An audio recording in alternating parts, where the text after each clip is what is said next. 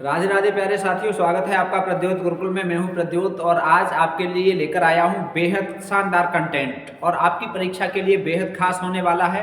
आज हम लेकर आए आपके लिए सुपर 30 और सुपर 30 आदिकाल में सिद्ध साहित्य पर आधारित, अर्थात कम समय में हम 30 तथ्य जानेंगे जो परीक्षा के लिए होते हैं बेहद खास। चलिए बिना किसी देर के हम सीधे सीधे चलते हैं। आपको यदि प्रश्न आ रहे हैं तो आप उत्तर देते चलेंगे, नहीं आ रहे हैं तो कोई बात नहीं, आप तैयार करते चलेंगे। ठीक है, सुपर 30 प्रश्नों का संकलन है और 30 प्रश्न ऐसे हैं जो परीक्षा के लिए बेहद इंपॉर्टेंट होंगे। ठीक है, चलो भाई पहला देखते हैं सिद्धों की संख्या कितनी है। तो सिद्धों की संख्या कितनी है ये हमने क्लास में आपको पहले भी बताया है। सिद्धों की संख्या बताई गई है 84। ठीक है, सिद्धों की संख्या कितनी है 84। महिला सिद्धों की संख्या कितनी है 4। महिला सिद्ध कितने माने गए 4। पुरुष सिद्ध कितने हैं 80। पुरुष सिद्ध कितने हैं 80। प्रमुख सिद्ध कौन कौन से हैं, ये अच्छा प्रश्न है। प्रमुख सिद्ध कौन कौन से हैं तो इनमें लिख लो। प्रमुख सिद्धों में लिखोगे आप सरहपा, सरहपा। ठीक है, दूसरा लिख लो सवरपा। ठीक, लिख लो लुईपा, ये प्रमुख सिद्ध हैं। लिख लो डोम्भिपा। ठीक है, डोम्भिपा। प्रमुख सिद्धों की बात करेंगे। प्रमुख सिद्ध कौन कौन से हैं, सरहपा, सबरपा, लुईपा, डोम्भिपा। ठीक है, ये प्रमुख सिद्ध हैं। सिद्ध अपने नाम के पीछे क्या जोड़ते थे तो ये सम्मान सूचक शब्द है पा। ठीक है, सम्मान सूचक शब्द पा जोड़ते थे सिद्ध अपने नाम के पीछे। ठीक है, तो ये बेहद इंपॉर्टेंट, शानदार। चलिए भाई अब इससे आगे बढ़ते हैं। ठीक है भाई, ठीक है, चलो भाई चलो। अब आगे देखते हैं अगला। अगला क्या है, छठा महिला सिद्धों के नाम। चलिए ये आपको पता, कल प्रश्न किया था तो आप कम लोगों ने बता पाए महिला सिद्धों के नाम। ठीक है, तो महिला सिद्धों के नाम क्या क्या थे ये आप यहाँ पर नोट कर लीजिए। ठीक है, विशेष रूप से आप महिला सिद्धों के नाम नोट कर लीजिए। पूछा जा सकता है कि ये कौन थी या नाम देकर पूछा जा सकता है। तो पहला लिखेंगे मेखला, मेखला और पा लगा दो, मेखलापा। मेखलापा कौन थी तो आप बताएंगे महिला सिद्ध। ठीक है, दूसरा ये सबसे महत्वपूर्ण नाम है लक्ष्मीकरा। ठीक है, लक्ष्मीकरा पूछा जाए, लक्ष्मीकरा कौन थी। ठीक है, संत थी या सिद्ध थी या जैन थी तो सिद्ध थी। ठीक है, कौन थी सिद्ध। तीसरा मणिभद्रपा। ठीक है, यहां लिखे दे रहे हैं मणिभद्रपा, तीसरी सिद्ध कौन थी मणिभद्रपा। अब पूछा जाए मणिभद्रपा कौन थी तो ये आप बताएंगे मणिभद्रपा सिद्ध थी। उसके बाद चौथा लिखो कनखलापा। ठीक है, कनखलापा। अब देखो ये 4 नाम हो गए। अब 4 नाम में वो 3 नाम रख सकते हैं कि कौन सा सिद्ध नहीं है। तो सिद्ध नहीं थी लक्ष्मीकरा, मणिभद्रपा, कनखलापा, मेखलापा, इनमें से कोई एक हटा के दूसरा नाम जोड़ देंगे। इस तरह से प्रश्न बन सकता है। ठीक है, हिंदी काव्यधारा के लेखक कौन हैं तो राहुल सांकृत्यायन हैं। हिंदी काव्यधारा के लेखक कौन हैं, राहुल सांकृत्यायन। ठीक है, राहुल सांकृत्यायन। ठीक, अगला क्या है, सिद्धों की भाषा। सिद्धों की भाषा संध्या भाषा या संध्या भाषा कहा गया है इसे। ठीक है, संध्या भाषा नाम किसने दिया, ये बहुत महत्वपूर्ण है। ये बताइए संध्या भाषा नाम जो था सिद्धों की भाषा का, ये नाम किसने दिया था, संध्या भाषा नाम किसने दिया था तो बताओ बताओ। मुनिदत्त। किसने दिया है, मुनिदत्त ने। संध्या भाषा नाम किसने दिया है, मुनिदत्त ने। यदि इसके साथ दूसरा नाम भी जोड़ा जाए तो फिर अद्वय वज्र, अद्वय वज्र नाम भी आप इसका यहां जोड़ सकते हैं। ठीक है, इनके बाद अगला है सिद्ध साहित्य का विकास कहाँ हुआ बताइए। पूर्वी भारत में, उत्तरी भारत में, दक्षिणी भारत में, पश्चिमी भारत में। तो सिद्ध साहित्य का विकास हुआ पूर्वी भारत में। ये बहुत महत्वपूर्ण तथ्य है। पूर्वी भारत में जैसे बिहार, ठीक है, जैसे पश्चिम बंगाल, जैसे असम, ठीक है, जैसे उड़ीसा, उड़ीसा, ठीक, ये पश्चिम बंगाल, ये पूर्वी भारत में सिद्धों का विकास हुआ था। सिद्ध साहित्य कहाँ जन्मा है? पूर्वी भारत में। महत्वपूर्ण तथ्य, सिद्ध साहित्य को सर्वप्रथम प्रकाश में कौन लाए?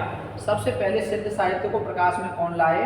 तो ये हरप्रसाद शास्त्री जी लाए थे। हरप्रसाद शास्त्री, ठीक है, हरप्रसाद शास्त्री जी सबसे पहले सिद्ध साहित्य को प्रकाश में लाए थे और 1916 ईस्वी में लाए थे। ठीक है, चलिए, दर्शन के क्षेत्र में इन्होंने शंकराचार्य के मायावाद का पथ प्रशस्त किया। ये अपने आप में पूरा तथ्य है। ठीक है, दर्शन के क्षेत्र में इन्होंने क्या किया है? शंकराचार्य का पथ प्रशस्त किया है। ठीक, चलो, ये हो गया शानदार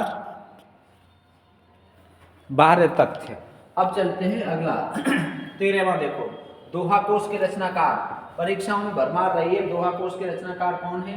तो दोहा कोश के रचनाकार कोई भी बता देगा, सरहपा है। ठीक है, कौन है? सरहपा। बहुत शानदार प्रश्न है। दोहा कोश के रचनाकार कौन है? सरहपा। बहुत महत्वपूर्ण प्रश्न है। और इनका दूसरा ग्रंथ कौन सा था? चर्या गीत कोश। ठीक है, चर्या गीत कोश, ये भी इन्हीं का ग्रंथ था, चर्या गीत कोश। ठीक है, चलो, अब इसके बाद है सरहपा के अन्य नाम। सरहपा के अन्य नाम क्या क्या थे? ये आपको पता होने चाहिए। सरहपा के अन्य नाम क्या क्या थे? ठीक है, तो सरहपा के अन्य नाम राहुल भद्र। ठीक है, क्या था? राहुल भद्र। ठीक, और राहुल भद्र बौद्ध धर्म से प्रभावित होने के कारण इनका नाम था। ठीक है, क्या नाम था? राहुल भद्र। पूछा जाए राहुल भद्र किसका नाम था? तो सरहपा का था। ठीक है, अगला तथ्य, यदि दूसरा नाम पूछा जाए तो सरोज वज्र कहा जाता था इन्हें। दूसरा नाम सरोज वज्र। ठीक है, सरहपा का ही दूसरा नाम था। ठीक, और ये दूसरा नाम कैसे संबंधित था? क्यों रखा गया था? तो ये वज्रयान से संबंधित थे इसलिए। विषय पद भंजिका है, ये क्या है बताओ? विषय पद भंजिका क्या है? बहुत बढ़िया, विषय पद भंजिका क्या है? बोलिए भाई, बोलिए, विषय पद भंजिका ये क्या है? आप बताइए। विषय पद भंजिका ABCD इसमें है नहीं, तो अब फिर आप कैसे बताएंगे? लिखकर बताएंगे, और लिखकर बताएंगे तो फिर आप बता दीजिए विषय पद भंजिका क्या है।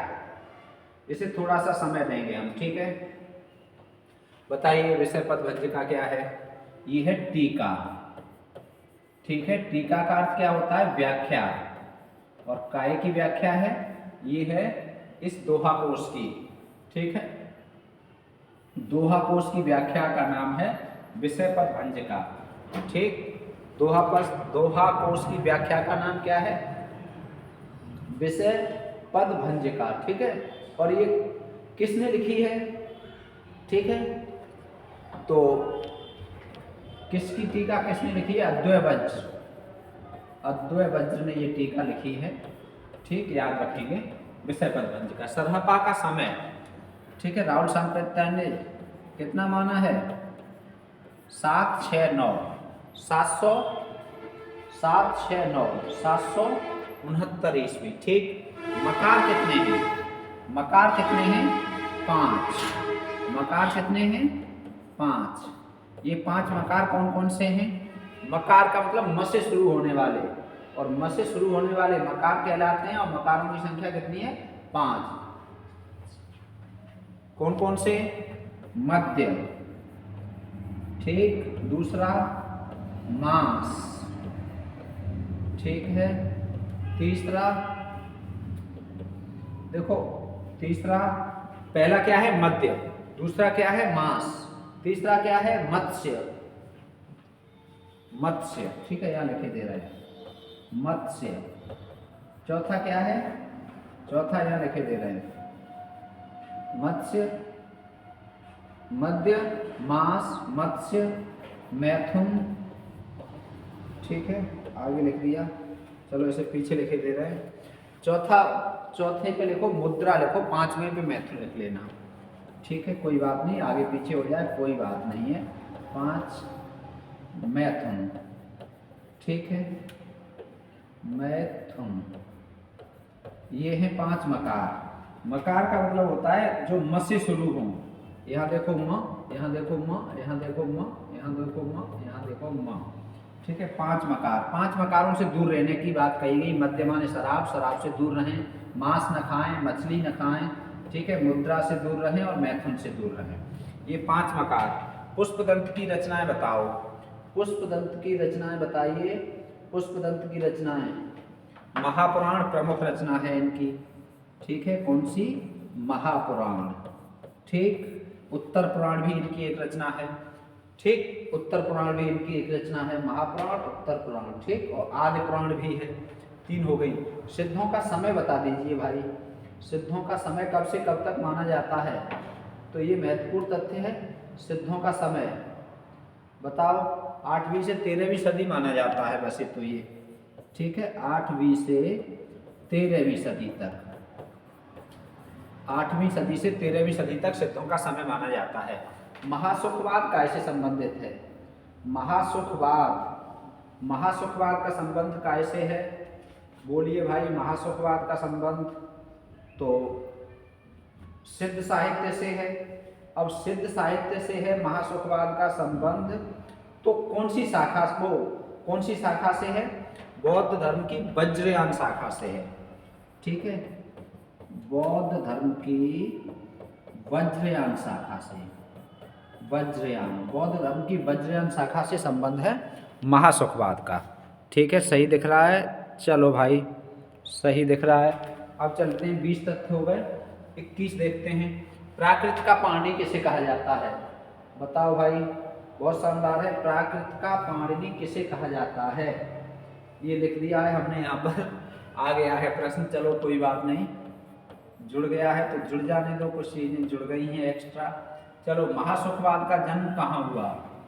बताओ। महासुखवाद का अभी बता तो दिया पीछे। महासुखवाद का जन्म वज्रयान शाखा से, पीछे वाले पेज में बताया था, सेम प्रश्न आ गया, वज्रयान शाखा से हुआ है, ठीक है। कलिकाल सर्वज्ञ किसे कहा जाता है? तो ये कलिकाल सर्वज्ञ किसे कहा जाता है ये आपको पता होनी चाहिए। कलिकाल सर्वज्ञ बहुत पूछा जाता है, तो ये कलिकाल सर्वज्ञ बताओ हेमचंद्र को कहा जाता है, ये वाले, ठीक है। बहुत शानदार है। एक आध प्रश्न जैन साहित्य का भी आ गया है। सिद्ध साहित्य का प्रमुख केंद्र क्या था? तो सिद्ध साहित्य का प्रमुख केंद्र था, बताओ कौन सा था? कहाँ पर इसका केंद्र माना गया है? पूर्वी भारत तो था ही, लेकिन केंद्र कहाँ था? तो ये श्री पर्वत माना गया है साहित्य का केंद्र, ठीक है, श्री पर्वत। इसके बाद क्या है? बौद्धों द्वारा रचित साहित्य सिद्ध साहित्य कहलाता है। बौद्धों द्वारा रचित साहित्य क्या कहलाता है? सिद्ध साहित्य। इसके बाद क्या है? उड़ीसा के राजा इंद्रभूत की पुत्री, ये बहुत शानदार प्रश्न है। उड़ीसा के राजा इंद्रभूत की पुत्री का नाम बताओ। उड़ीसा के राजा इंद्रभूत की पुत्री, ठीक है, कौन थी? क्या नाम था? लक्ष्मीकरा, ठीक है, लक्ष्मीकरा। ये सिद्ध थी, ठीक है, सिद्ध थी। अगला, सिद्धों की व्यवहार संबंधी रचनाएं क्या कहलाती हैं? चर्या, चर्या गीत या चर्या पद, ठीक है, क्या कहलाती हैं? सिद्धों की व्यवहार संबंधी रचनाएं क्या हैं? चर्या गीत हैं। चलो भाई, अगला क्या है? डोम्भिपा के गुरु बताओ। बहुत बढ़िया। डोम्भिपा के गुरु कौन थे? बहुत शानदार प्रश्न है, बहुत अच्छे हैं, ठीक है। बताओ डोम्भिपा के गुरु कौन थे? तो डोम्भिपा के गुरु कौन थे? यहाँ लिख लो, विरूपा। कौन थे? विरूपा। बौद्ध धर्म 2 शाखाओं में बटा। कौन कौन सी 2 शाखाएं? हीनयान, महायान, महायान से वज्रयान बना, वज्रयान से ही सहजयान बना, सीधा तथ्य है। और कांडपा, कांडपा के गुरु कौन थे? इनके गुरु बताओ। इनके गुरु थे जलंधर, ठीक है। तो ये हुए 30 प्रमुख तथ्य, महत्वपूर्ण तथ्य सिद्ध साहित्य से। ये आपकी परीक्षा के लिए होंगे खास। मिलते हैं फिर से। स्वस्थ रहें, मस्त रहें और व्यस्त रहें। राधे राधे कहते रहें। प्रद्योत गुरुकुल से जुड़े रहें। जय हिंदी, जय भारत।